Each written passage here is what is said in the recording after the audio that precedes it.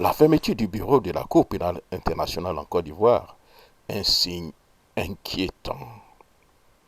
La Cour pénale internationale CPI s'apprête à fermer son bureau en Côte d'Ivoire d'ici 2025.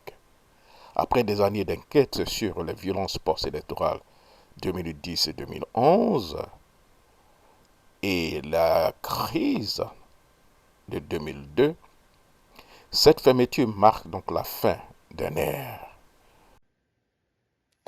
L'information nous a été confirmée. La Cour pénale internationale fermera son bureau en Côte d'Ivoire cette année. Alors sur le papier, cela ne devrait pas empêcher le travail du procureur de se poursuivre. Il enquête actuellement sur le camp de l'actuel président Alassane Ouattara lors des événements de la crise post-électorale de 2010-2011. Si le bureau promet des résultats pour cette enquête en 2025, cette échéance fait douter au sein même de la CPI. En effet, l'élection présidentielle ivoirienne doit se tenir en octobre 2025 et conclure une enquête aussi sensible sur le plan politique paraît ainsi hautement improbable. La fermeture du bureau d'Abidjan répond aussi à des exigences budgétaires à l'heure où la haie s'investit de manière prioritaire dans ses enquêtes à Gaza ou encore en Ukraine. C'est une décision difficile pour les associations de victimes.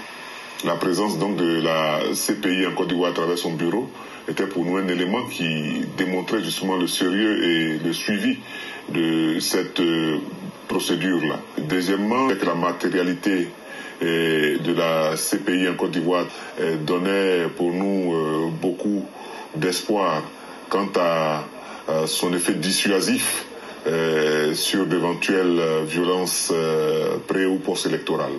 Pour rappel, une première phase de l'enquête sur la crise post-électorale de 2010-2011 avait conduit à l'incarcération de l'ancien président Laurent Gbagbo et de son ancien bras droit Charles Blé Goudé.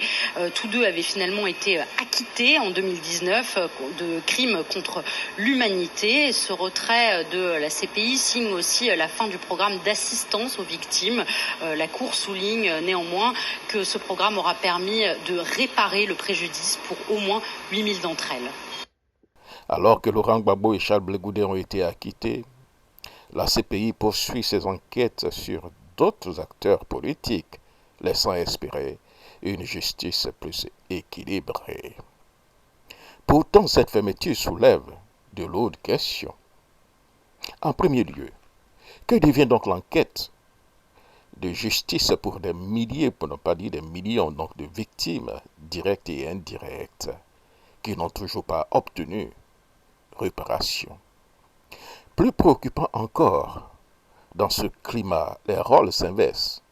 On voit certains anciens bourreaux se présenter aujourd'hui comme des victimes, brouillant encore plus la perception de la vérité. Pire, le gouvernement actuel semble, par son inaction, accepter ce statu quo, comme s'il craignait d'ouvrir la boîte de Pandore. Si la CPI se retire, c'est désormais à la justice ivoirienne de démontrer qu'elle aussi peut rendre donc des comptes de manière impartiale. Mais peut-on vraiment espérer une justice équitable dans ce contexte? La question demeure et avec elle, l'inquiétude de voir ces douleurs enfouies être exploitées ou oubliées au détriment de ceux qui en ont le plus souffert. C'était donc mon billet. Et je pense que, cher ami, j'espère qu'il n'y aura pas le bis repetita. Avec ce que nous sommes en train de voir, et à la veille donc des élections de 2025, nous craignons que ce que nous avions vu en 2010 se répète. Surtout, tant que tous ces acteurs, des irresponsables et malheureusement responsables de tous nos problèmes, sont encore dans la compétition, nous craignons encore le pire, et surtout avec ce retrait de la Cour pénale internationale de la Côte d'Ivoire, qui avait pour objectif de dissuader des éventuels crimes. Nous craignons le pire en 2025. Merci beaucoup, cher ami, et surtout portez-vous bien.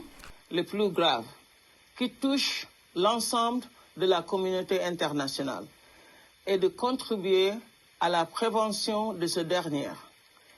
J'ai la ferme conviction que la justice est nécessaire pour la paix et la stabilité dans le monde, notamment en Côte d'Ivoire.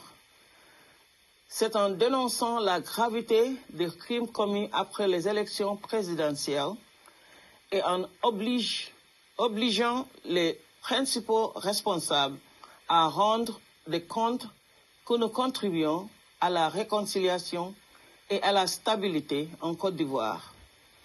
Ce pays a besoin de procédures judiciaires équitables et transparentes pour sortir de la spirale de la vengeance et de la violence récurrente.